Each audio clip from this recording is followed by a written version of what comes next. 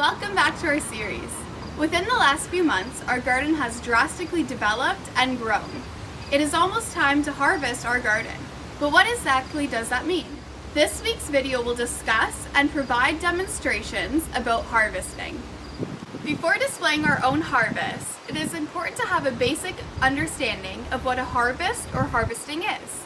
Harvesting is the removal of crops from the place that they were growing before. Vegetables are ready to be harvested once they meet maturity. So it is very possible for not all of the vegetables in your garden to be ready to be harvested at the exact same time. As most crops and plants are planted into your garden during the late spring or early summer, this means they will remain in your garden until the fall or late summer. Make sure you know the recommended growth duration of each of your plants and crops in your garden. This information will better allow you to predict your harvesting time. This way you can plan it out before the time comes. The harvest was a crucial period for many early settlers. There was tons of intense organization that went into the planning of gardening and harvesting. Typically, the woman of the household would be responsible for the garden and growing its products. She would have to plan and grow enough food to feed her family for the entire duration of winter into the early spring when she can start growing more crops and plants in the garden again. On July 19th, we harvested the turnips.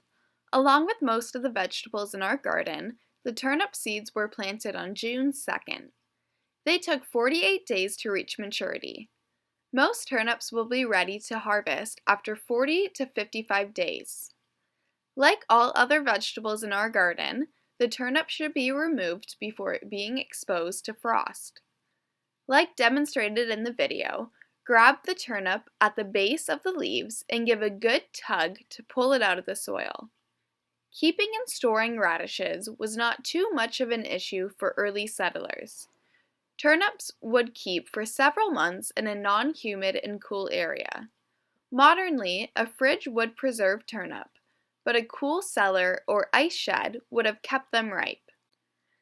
The beets were harvested on their 55th day of maturity.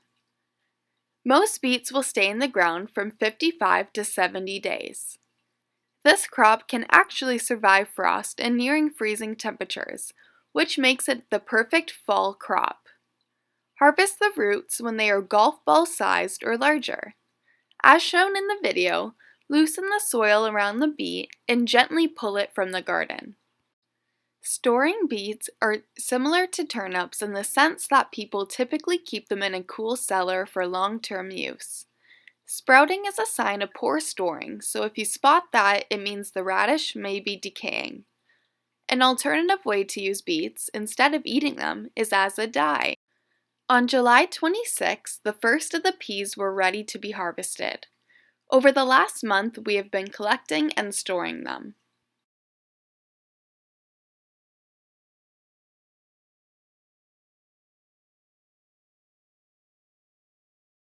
The carrots reached their maturity on day 66. Days of maturity ranges from 50 to 80 days in the garden for this crop. Keep them with the rest of your vegetables in a cool cellar, but don't wash them first. This will increase the likelihood of mold growth.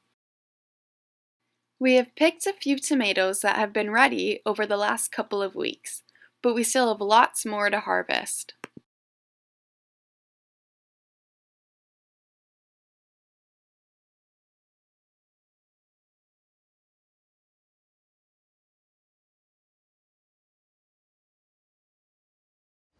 Thank you for tuning into another video. I hope you have learned something new and interesting about the process of harvesting. There are a few more crops to be harvested in our garden, so make sure you check back to see our progression on that and to see what we do after that. Thanks for watching, Port Colborne.